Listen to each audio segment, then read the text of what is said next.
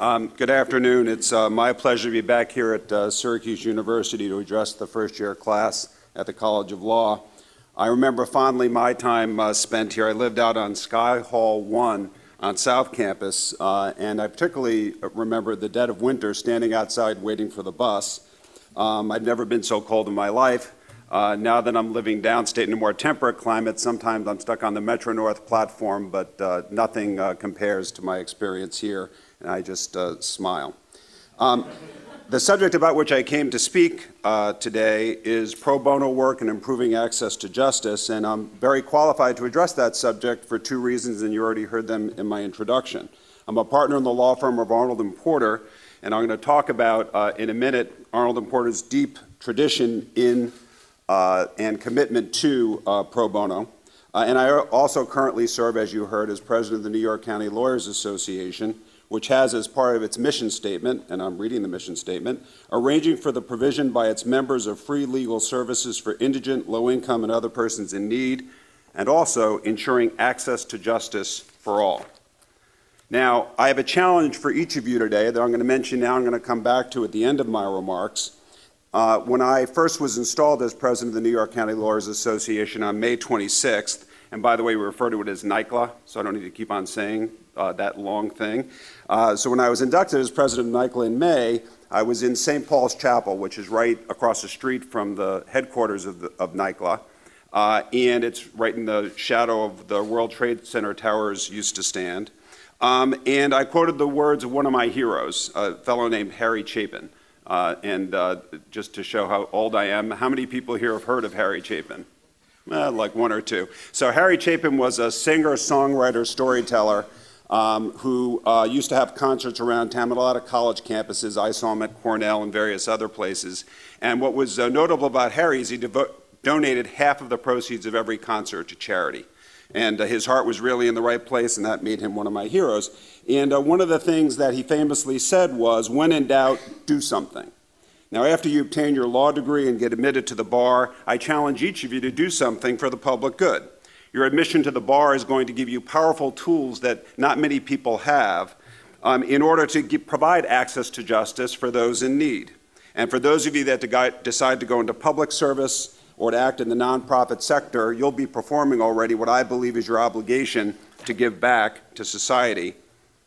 For those of you like me who go into private practice, you'll still have the opportunity to give back. And in addition to doing work for paying clients, which of course I do a lot of, find something you're passionate about and do your part. So my remarks this morning are going to be broken down into 5 parts. I'll just tell you what they are so you have a sense. I always liked when professors did that, so you have, all right, only one more to go. But in any event, we'll be done by 12:40 or so you have some time to ask questions. First, I'm going to say a few words about the College of Law. Next, I'm going to address my personal history in pro bono work before I arrived at my current firm, Arnold & Porter. Thereafter, I'm going to discuss Arnold & Porter's pro bono work, including its handling of the recent Troy Davis death penalty case. This will be followed by a discussion of NYCLA and its pro bono and access to justice initiatives. And finally, I'll provide some concluding remarks. And as I said, I'll leave some time to answer questions. So as you all probably know, because you're here, but just in case you don't, the College of Law has a long history of public service and pro bono work. As we all know, our country's Vice President, Joe Biden, graduated from the College of Law, as did many others who went on to careers in the public sector, including former Senator Alphonse D'Amato and Beau Biden, who, as you know, currently serves as Attorney General of Delaware. Also on campus, there is the Syracuse Public Interest Network, called SPIN, which is a student-run organization at the College of Law committed to fostering the careers of students who intend to advocate for the public interest.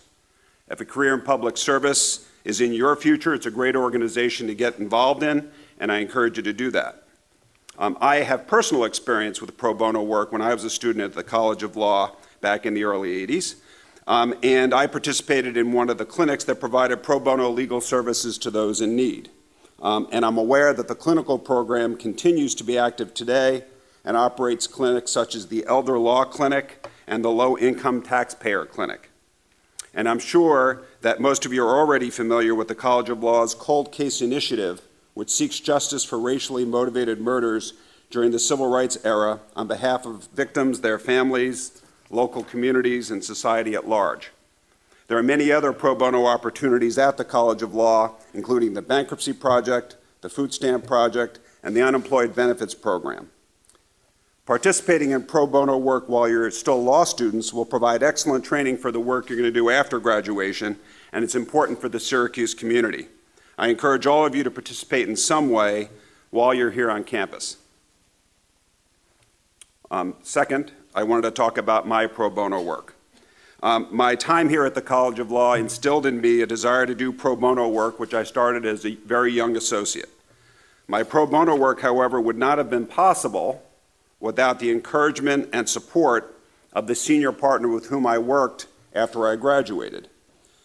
His name was Richard Bond. He used to go by the name Dick, and Dick was another one of my heroes that I talked about during my induction speech back in May.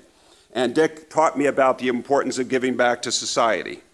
As you start your legal careers, I can't tell you how important it is to choose your employer wisely. You'll obviously want to work for a firm or in an organization that does good work and has high ethical standards, but I submit to you that's not enough. If you work outside the public sector, you'll also want to be sure you'll be given the opportunity to do work for the public good. Even if you want to do pro bono work, if you're not in an organization that encourages it or facilitates it, you're going to have a tough time doing it. So choose your employers wisely. So I'm just going to address two examples of my pro bono work before I arrived at Arnold & Porter in January of 2005. And they are prisoner civil rights cases and Guantanamo Bay cases. First, with respect to the prisoner civil rights cases, the United States District Court for the Southern District of New York, like many other district courts around the country, has a pro bono panel through which counsel can volunteer to represent pro se parties in civil cases.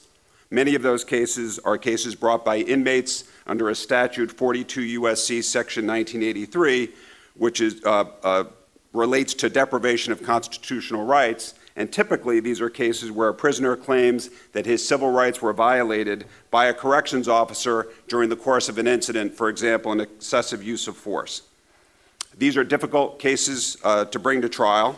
Oftentimes the jury must determine the credibility of your client inmate who's incarcerated for having committed a heinous crime, and that's in contrast to the credibility of the corrections officer who lacks any type of criminal record.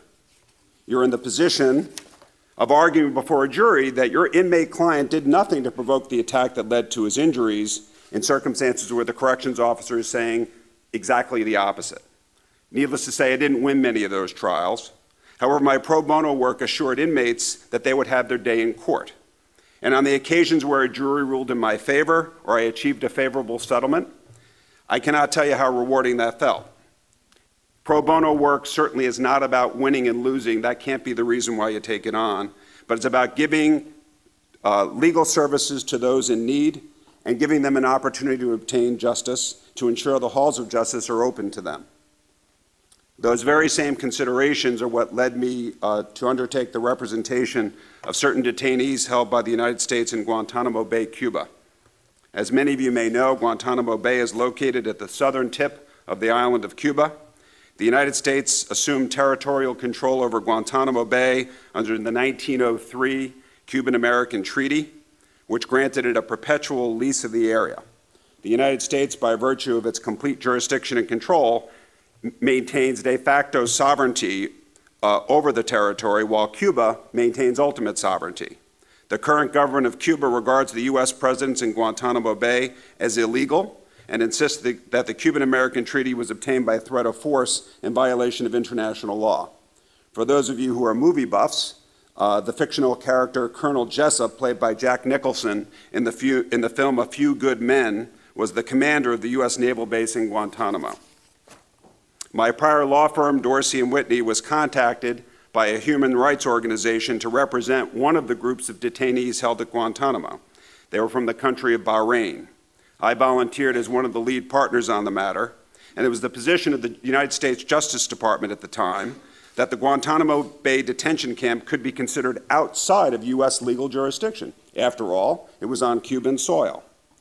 And captives from the Afghan war started to arrive at Guantanamo in January of 2002.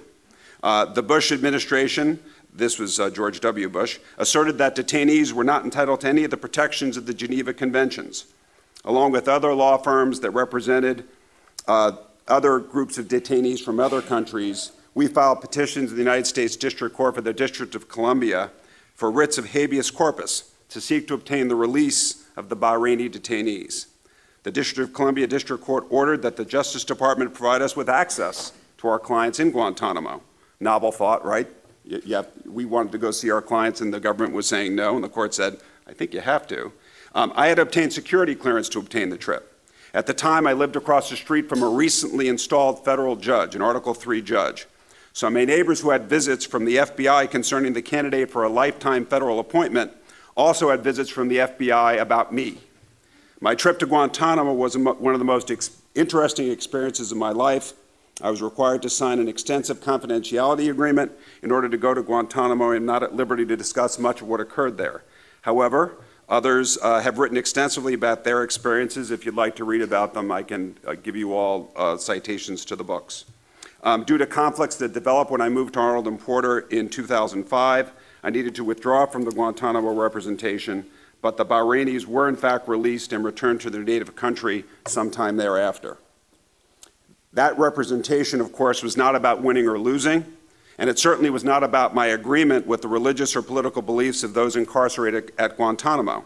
It was about access to justice, and I was simply appalled that our country was seeking to deprive a class of persons held in custody by our armed forces from having access to our federal courts. So my next topic is Arnold and Porter. As indicated earlier, I moved there in 2005. Arnold and Porter has a substantial connection to the College of Law, as some of you may know. I am the administrative partner of Arnold and Porter's New York office, and Richard Alexander, who's the managing partner in our DC office of the entire firm, graduated from the College of Law a year ahead of me in 1982. Another one of our senior partners, Pat Doyle, is a Syracuse alumnus, and we have many associates who are Syracuse alumni, and some that are going into our summer program and starting there in the next week or so. One of the reasons why I was attracted to Arnold and Porter was its commitment to pro bono. Our pro bono work at Arnold and Porter truly is the stuff of legends. Arnold, Fortas, and Porter, as the law firm was then known, was the only major law firm in the United States willing to represent the victims of McCarthyism. In 1950, Senator McCarthy made a false charge that an Asian affairs expert named Owen Lattimore was the top communist espionage agent in the country, thus making Lattimore one of the most reviled men in the country at the time. Within hours, future Supreme Court Justice Abe Fortas, later joined by Thurman Arnold, signed on for a bitterly protracted legal battle, including the longest ever grilling of a single person by a congressional committee, as well as an indictment for perjury because Lattimore denied being a communist sympathizer. The firm ultimately defeated all of these charges, and its courage in taking Lattimore's case brought numerous other victims of McCarthyism to our door. At their height, our lawyers were devoting approximately half of their working hours to such pro bono cases. Our founders, Stand for Justice, set a standard for commitment to public service that has been a core value of our firm ever since. The most famous chapter, up until the one I'm about to discuss later in my remarks, in our pro bono history soon followed, and that was in the early 60s. The Supreme Court appointed Abe Fortas to represent a poor drifter named Clarence Earl Gideon. And for those of you that have studied criminal law, this will become familiar in a second. Gideon had been convicted of burglary after his request for a court-appointed lawyer was denied. After hearing what Justice Black later said was the greatest oral argument he had ever heard, the Supreme Court issued its historic decision in Gideon against Wainwright, creating an important right that all Americans now recognize, the right of all persons accused of serious crimes to be represented by counsel. I've personally been involved with a number of pro bono matters since joining Arnold and Porter, including, for example, supervising teams of associates prosecuting prisoners' civil rights trials. And in 2006, I led a team of Arnold and Porter lawyers that provided assistance to the Commission on Safety and Abuse in America's Prisons in the preparation of a comprehensive report regarding prison conditions. Now, an Arnold and Porter case that I promised I'd talk about, and I do want to highlight for you, is the Troy Davis case. Troy Davis, of course, is the inmate who was executed by the state of Georgia earlier this month. I suspect that most of you have heard the facts. Let me provide you with a brief summary that was prepared by Phil Horton one of my partners in the DC office who was part of the legal team that handled the case. There was no physical evidence, none. 7 out of 9 eyewitnesses recanted their testimony, leaving only one witness who had disappeared and the state's star witness who cannot recant without confessing to murder. A new eyewitness came forward in 2010 and identified the alternative suspect, a member of his own family. Since that time, the new eyewitness had been disowned by his family for coming forward. The prosecution relied on bogus forensic evidence that was later discredited, and there was the tragically botched police investigation. It goes on and on. Within the last few years, multiple jurors on Mr. Davis's original trial, the same ones who sentenced him, pleaded with the state of Georgia to grant clemency and commute Mr. Davis's execution. I can assure you that the Arnold and Porter team never forgot about the victim of the terrible crime that occurred more than 20 years ago, Officer Mark Maffale, a 27-year-old police officer and father of 2, who was shot dead while going to the aid of a homeless man he never knew. I'm sure by now you all know how the case came out.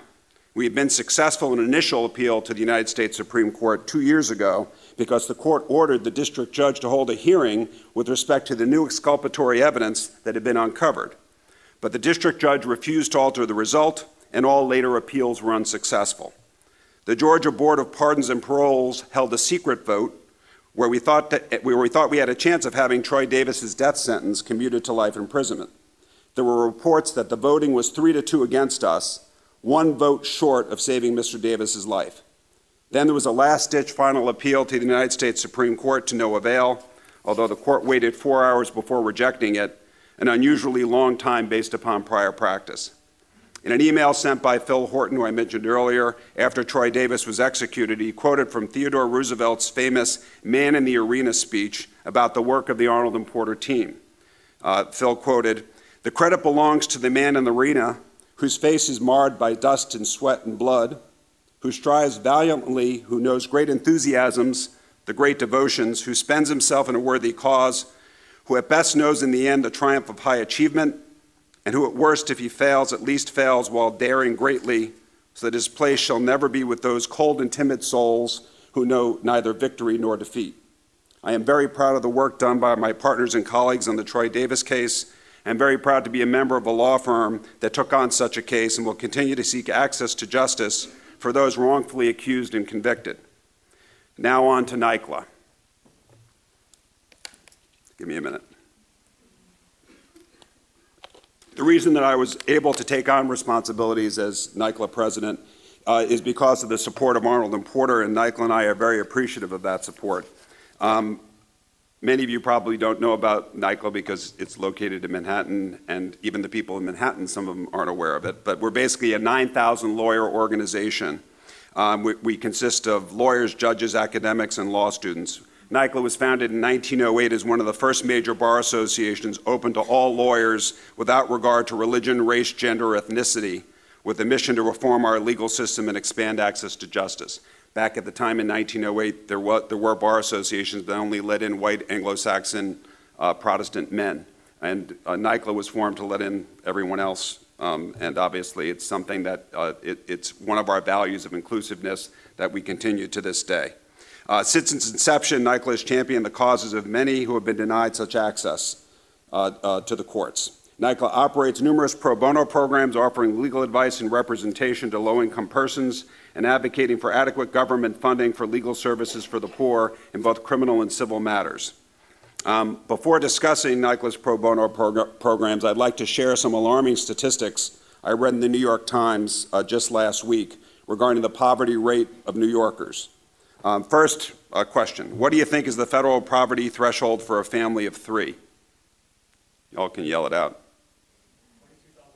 $18,310. The guess was $22,000, which was close. Now, according to the Times article about the Census Bureau's 2010 American Community Survey, and I'm quoting, from 2009 to 2010, 75,000 New York City residents were pushed into poverty, increasing the poor population to more than 1.6 million and raising the percentage of New Yorkers living below the official poverty line to 20.1%, the highest level since 2000. The 1.4 percentage point annual increase in the poverty rate appeared to be the largest jump in nearly 2 decades. The study also reported that poverty among children under 18 rose 2.9 percentage points to 30%. All told, in 2010, more New Yorkers depended on some form of public assistance than in 2009, and a record 1.8 million residents, nearly 1 in 5 households, are now relying on food stamps. How are our fellow New Yorkers coping? Not very well, I'm afraid. As poverty levels rise, consumer debt cases are on the rise as well and overwhelming the court dockets. In fact, the New York City Civil Court has reported that these cases now exceed landlord-tenant cases, which is a first-time development. Moreover, the vast majority of debtor defendants cannot afford representation, and legal services organizations have limited capacity to assist them, particularly since legal services organizations' budgets are under attack. Some advocates estimate that over 95% of consumers defend themselves in civil court debt collection cases. What has the organized bar done to assist these litigants? Let's take a look at NYCLA's pro bono programs for a minute. NYCLA, for more than 20 years, has provided access to justice to low-income New Yorkers, and this past year, I'm happy to report, a dedicated group of volunteer attorneys have assisted more than 1,200 individuals. One pro bono program, which is called Manhattan CLARO, C-L-A-R-O, it's an acronym for Civil Legal Advice and Resource Office, addresses the problem New Yorkers are having with consumer debt issues. Volunteer attorneys from NYCLA provide advice to these litigants, and to make themselves more readily accessible, they actually meet with the litigants in Lower Manhattan's New York City Civil Court. In addition, one of our most popular programs, and it's our oldest, is the Legal Counseling Clinic. Since 1997, volunteer attorneys have provided counseling to clients in the areas of family, employment, consumer bankruptcy, and landlord-tenant law. Clinics are held from October through May, 4 times a month, and we have mentors who are experienced in the 4 practice areas who are available by telephone on each clinic night to assist the volunteers in giving advice to their pro bono clients. Finally, our most unique program is a program called Project Restore. I say it's unique because it provides representation to individuals with misdemeanor or felony convictions who have been denied vocational licenses by the New York State Department of State. One of the things that our members find valuable is that those who'd like to volunteer in any of these programs receive free training. This gives an attorney an opportunity to learn about an area of law that he or she may be unfamiliar with, and at the same time assist individuals who are in dire need of legal services. Since becoming NYCLA's president in May, I've created 2 task forces. One is in the process of investigating the effect that the judicial budget cuts have had on the administration of justice, and the other task force is gearing up to provide members with the opportunity to represent the indigent and disadvantaged who are seeking representation in civil cases. The first one of these task forces, the one on judicial budget cuts, has been looking into the impact of the current fiscal year's $170 million budget cuts and what effect they've had on the court system. The task force has already issued 2 well-received reports, both of which have concluded that the administration of justice has been detrimentally affected by the budget cuts, despite the best efforts of able and dedicated court administrators and staff. While there certainly are savings from the cuts, they clearly carry increased financial and other costs to the public. Undoubtedly, the price for access to justice has increased. Our task force will conduct a more in-depth and comprehensive investigation over the next several months, which will include a public hearing at NYCLA in December and the preparation of a more comprehensive report on the impact of the budget cuts after more time has passed and the longer-term impact can be fully assessed. The second task force, the task force on unemployed and transitioning lawyers, will train unemployed lawyers. We'll offer them opportunity to handle cases, and the idea is, and I know it's going to be difficult and it's not going to happen overnight, is to have NYCLA lawyers train the unemployed lawyers and supervise them in trying cases. We want these lawyers to go out there and help the needy in representation before the courts and other tribunals. The program, in effect, will be a civil Gideon program that's going to provide valuable experience to the unemployed lawyers, giving them an opportunity to make contacts and help those unemployed get jobs, and at the same time provide valuable services to the unrepresented. For those of you that live or work in the New York City area, if you're down for the summer or once you graduate, feel free to join NYCLA and assist us with these programs. And for those of you in the Syracuse area, the Onondaga County Bar Association, I know, has wonderful pro bono programs in which you can get involved. I'm actually running a little ahead, so I need to.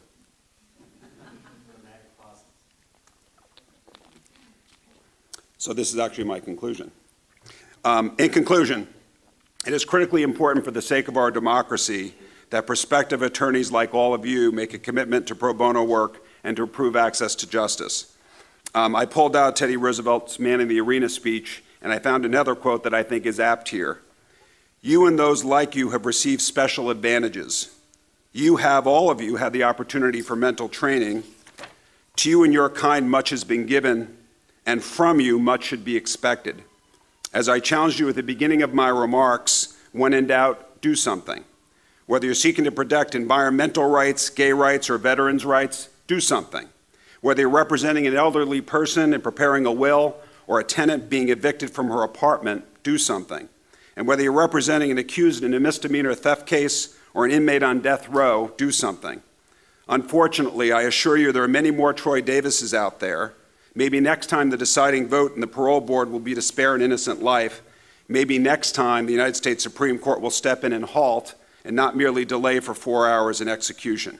You are the future of our legal profession. Please make the College of Law proud. Thank you.